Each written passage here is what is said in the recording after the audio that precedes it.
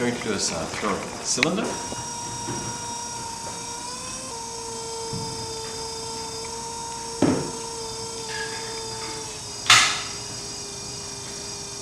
got a little bit of oil.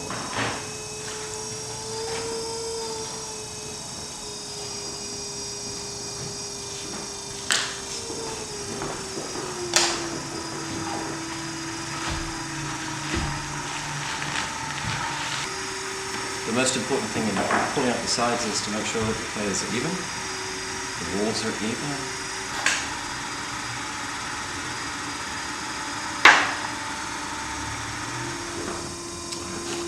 I don't think pulling is the right word, it's more pushing. So a bit of pushing and a bit of pulling.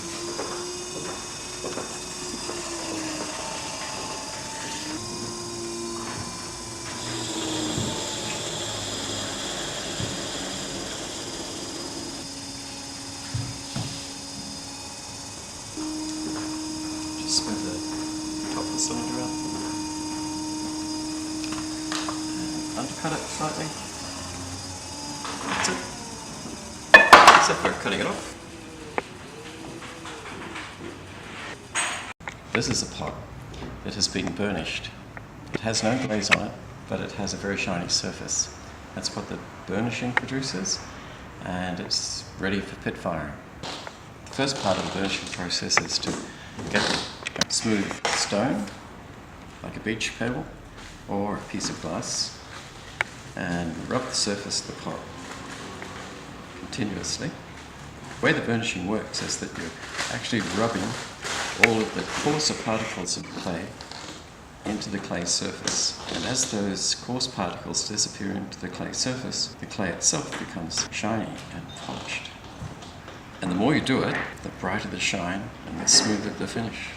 The colour on the pit-fired pots comes from the organic material that are wrapped around the pot before it's put in the fire.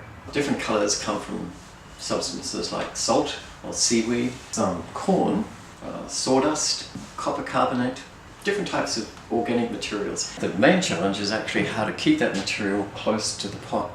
One way of doing it is to wrap the pot and the organic material in some aluminium foil. This is actually called a sagger, right? A sagger is any container that you want to put the pot in. Let's try something smaller. How about that one? Now, in pit firing, you get black from the carbon that's created when sawdust or wood shavings burn. And red can come from copper carbonate. And this is the same copper carbonate you get from the garden store. This container is just ordinary salt. Some people like to use sea salt or Himalayan salt. But the sodium in the salt does two things.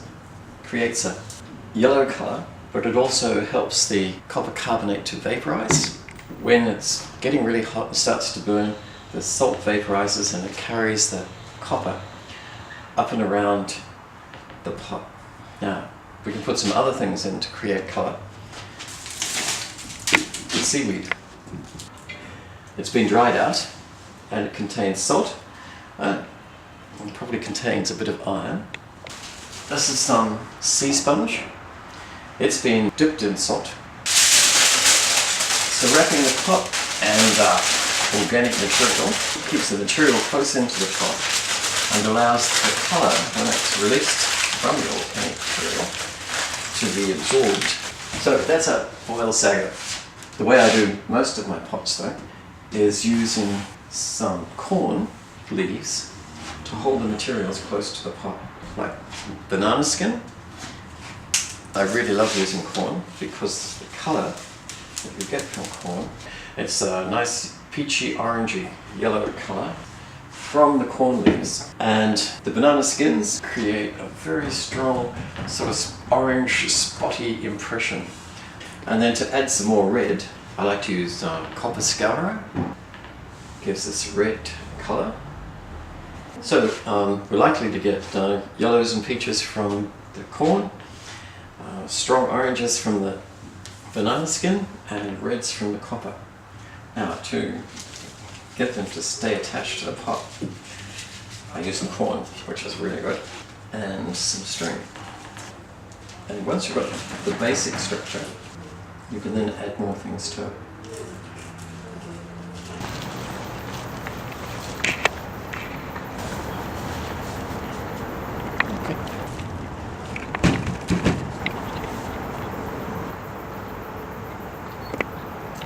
So now we can put some pots in.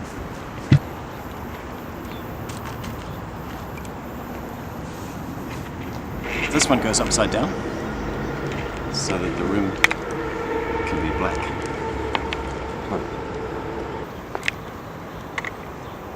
Maybe.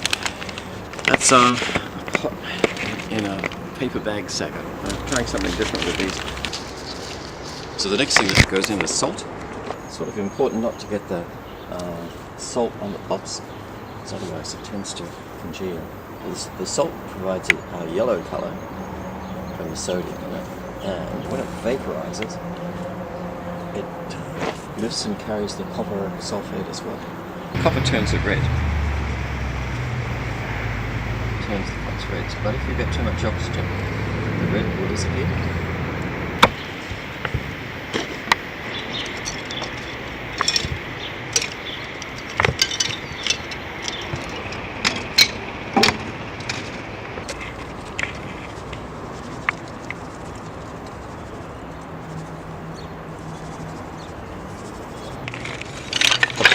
Process of intuition to some extent, like how much more wood do you need, where do you need to put it.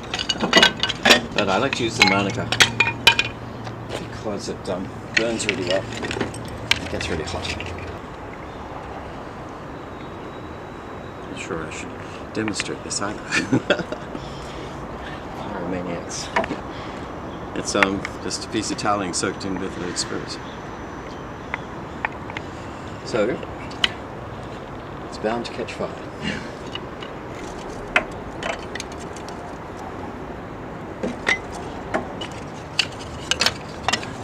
Just about to get the fire going.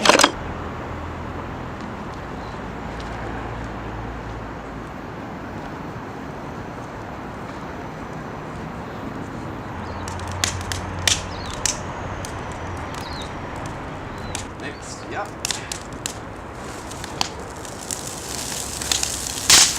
See the fire?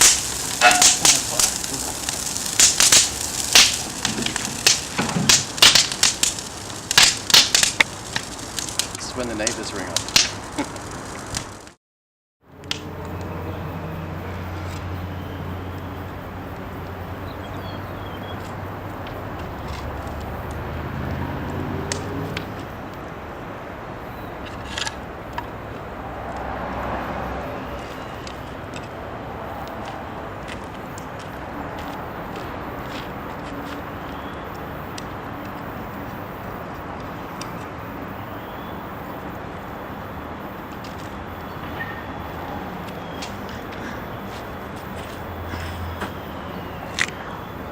There's a bit of smoke coming out. Actually, if we just take this off.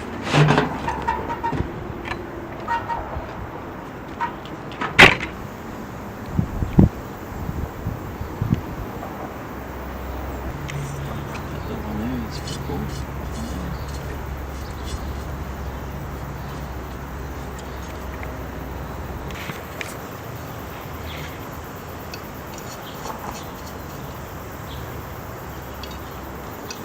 It's amazing, it's good, terrific.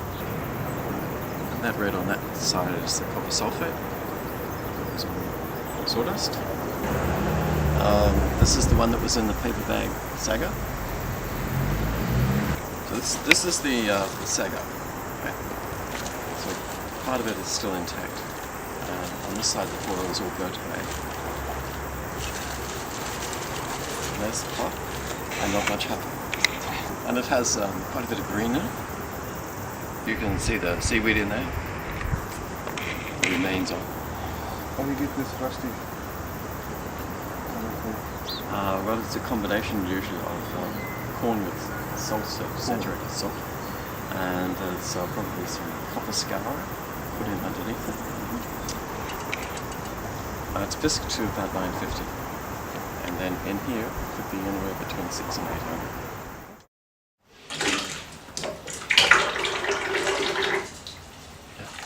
Oh, look at that. Yeah. It's incredible.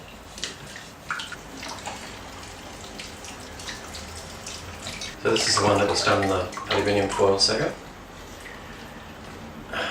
And those marks on it, they are from the seaweed.